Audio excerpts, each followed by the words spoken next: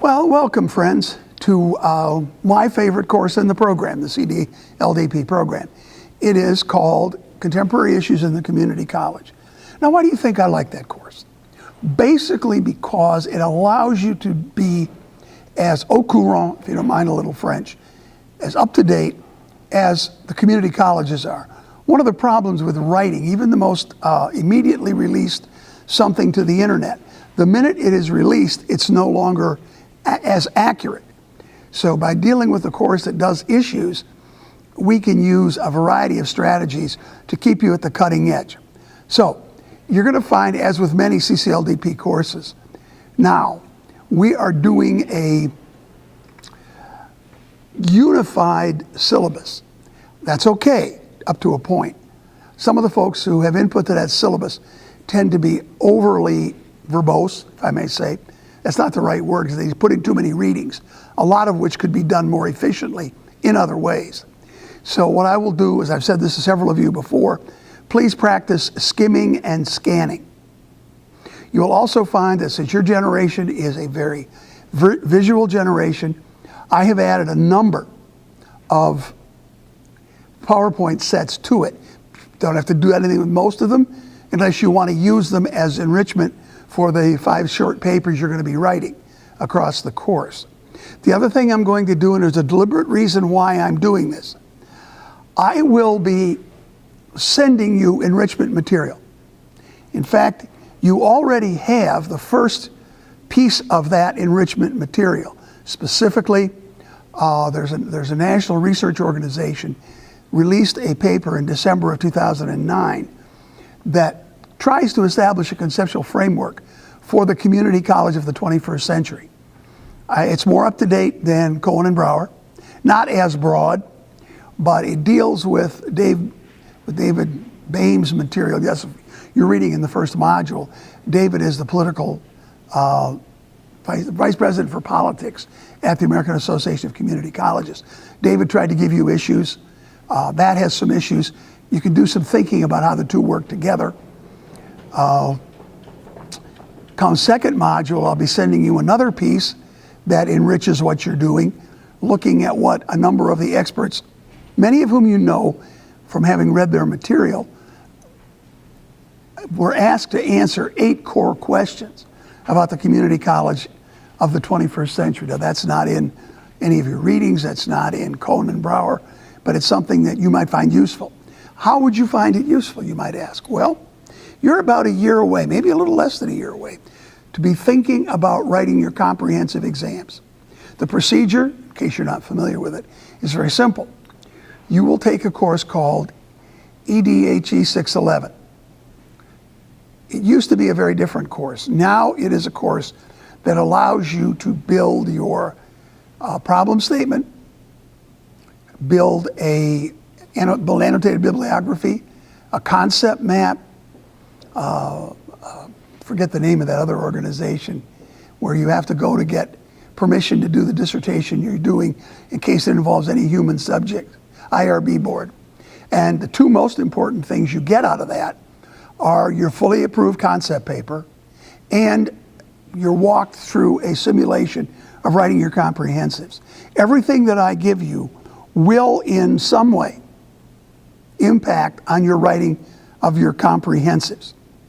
So keep track of this material. Hopefully you've kept track of everything. I know I've had most of you at least once, some twice. I told you to keep everything. As you start thinking, for example, about some of the bibliographic work you will do here, please look to see that it is in some way related to your topic. In fact, as your essays develop, the 5 or so you're going to write for this course, try if you can and tie them into what may emerge as your dissertation topic. Now, I'm not so foolish as to think that you may not change it. 2 of the folks on whose committees I serve have recently changed those topics. In one case, I'm pretty excited for what the lady's now doing. On the other one, I'm a little disappointed. What the other lady is doing is very interesting, but she was doing one that I was vitally interested in. And well, it's her dissertation. And I think the chair and I, as you know, as a part-time whatever I am, cannot serve as a chair. I can serve on committees, but I cannot serve as a chair. So I'm just happy she wants to work with me because I love working with her. Okay, now we have to talk about what's going on in the world today. Maybe some of you are going, it's possible. There will be a combination of national meetings beginning on the 17th, which is a Tuesday, running through the following Tuesday, 24th. The first part is, in case you understand, or you will quickly, maybe Dr. GK or whoever you had for the American Community College talked about how the American Association of Community Colleges is organized. It is like the AACC itself is the hub. The spokes going out from it are councils. And one of the councils always has its meeting 2.5 days before the AACC meeting. So I will be going to Orlando to attend the CSCC, Council for the Study of Community Colleges, followed by having to stay around for a couple days for the American Association of Community Colleges annual meeting.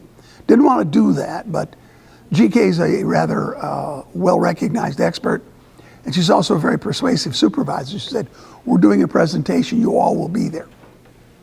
Okay, I'm there.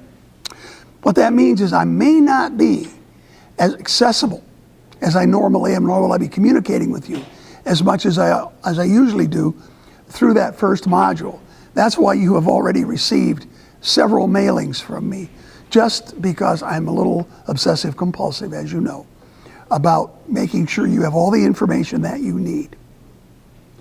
Let me move on for a minute and talk a little bit about my ongoing interest in and concern for what each of you is doing.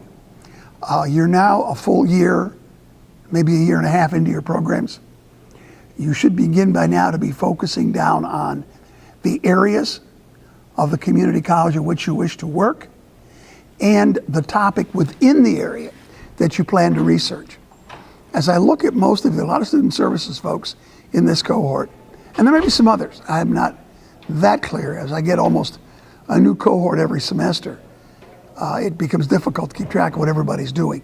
But as you do your research for this course and subsequent courses, please make an effort. I'm being a bit reiterative here. Please make every effort to treat every course as a kind of a literature search and a concept map for where you're going to be on your dissertation. I should say one other thing. As you look through the literature on contemporary issues, it is almost inevitable that you are going to run into some dissertations that relate to what you'd like to do. Just because somebody else did it doesn't mean you can't do it in a different context with a different sample from a population or whatever. I'll give you a quick example.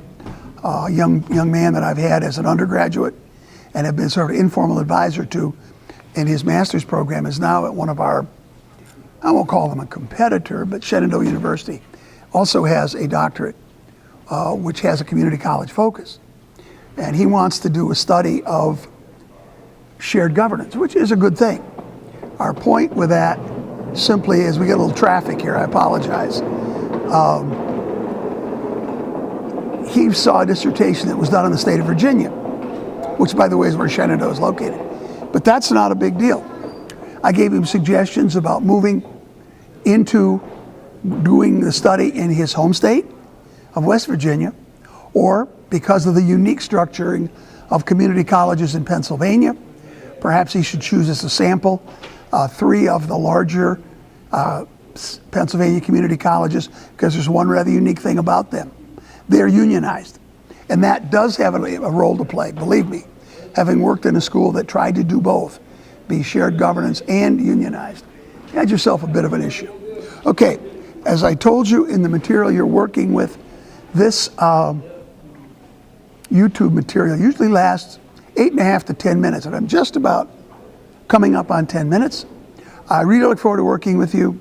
Please remember, you have my cell number, you have my office number, you have my home landline number, you have my email address. All of these things basically are there so that you do not feel that you are lost and deserted. I'm only as far away as a call or an email. You're a good group. I've worked with most of you before, and I look forward to a very exciting experience. Thank you.